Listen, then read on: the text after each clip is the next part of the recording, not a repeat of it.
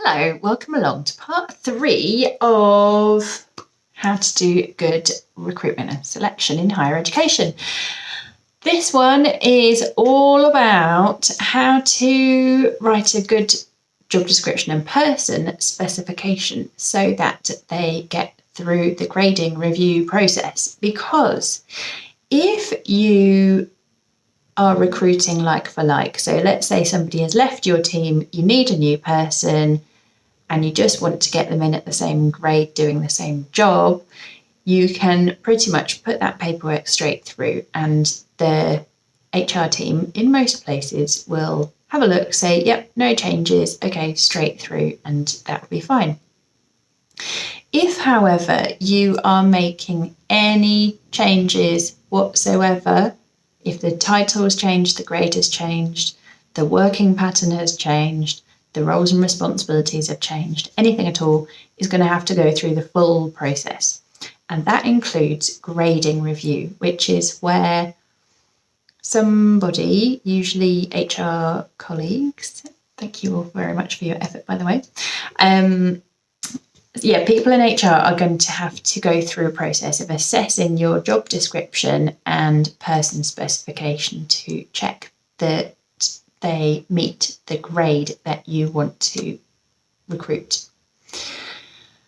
And the way that they do this is through a process called, for most higher education institutions, they use the HERA process, which is Higher Education Role Analysis. One moment, let me just check that.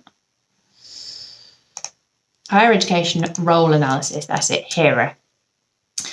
And it's pretty standard across the sector. Some places use HEY. I think a couple of other places use something else, but I don't know the details of those. So I'm going to use HERA for the purpose of this video because it's the one I'm most familiar with.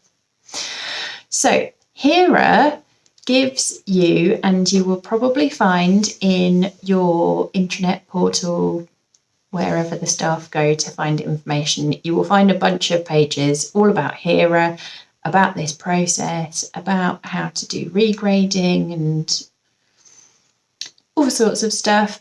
So I won't go into the nuts and bolts and the history and where it came from and all that. But what you need to know is you need to go and have a look in those pages and find the role profile for the grade that you want this job to be advertised at.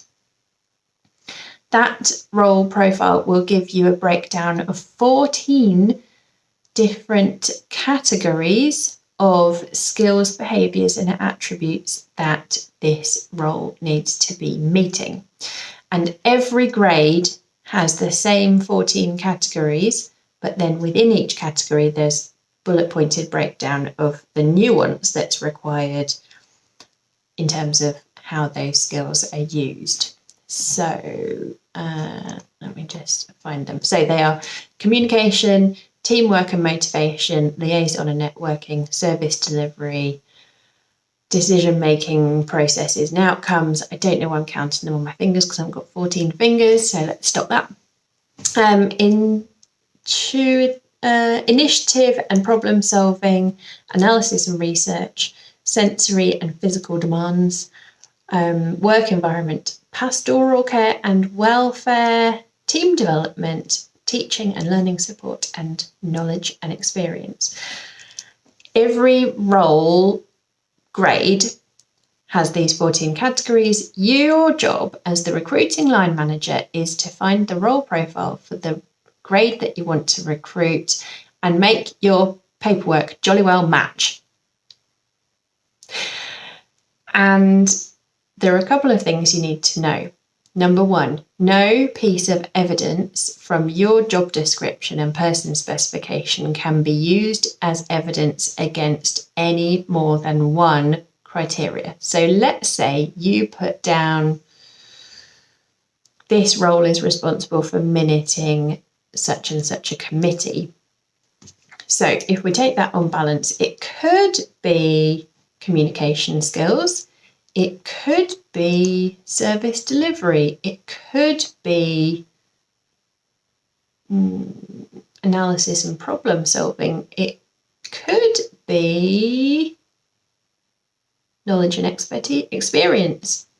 So you can see how, depending on how you interpreted taking minutes for a committee, it could go against various criteria. But the person doing the analysis will only be allowed to use each bullet point from your paperwork as evidence against the 14 criteria. So if you put something broad brush like committee servicing, make sure you're then breaking that down into what are the requisite skills in some detail, so that you're giving the role assessor more of a chance to give you the role at the grade that you want it, because you have to give them all the evidence. Because let's face it, HR colleagues are doing this assessment process for the thousands of jobs that come up on a yearly basis across the institution. They don't know the ins and outs of every job. They just need to be able to do the assessment. And that all goes through an online form, which asks them different types of questions depending on which of the 14 criteria they are assessing.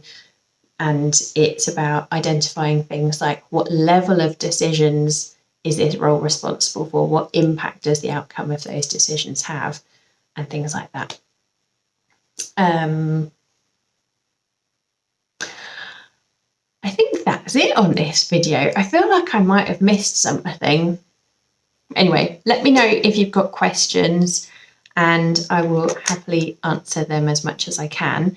The next video in the series is going to be all about how to be careful with your use of vocabulary and process, language and process, as you go through writing and advertising and then recruiting and selecting against this role, to minimise your bias and minimise the impact of your bias, because we all have them, and try to make it as even of a playing field as possible for candidates applying for your job, and keep you out of the murky waters of all of the isms, basically, of racism, sexism, ageism, all of those things that can really quickly get you a bit knotted up in this process.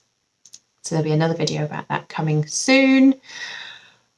It might be a longer one because I think there's a lot to say there, and it's a place where line managers, I feel, maybe don't get as much support as they could do. So I will try to do a thorough job on that one.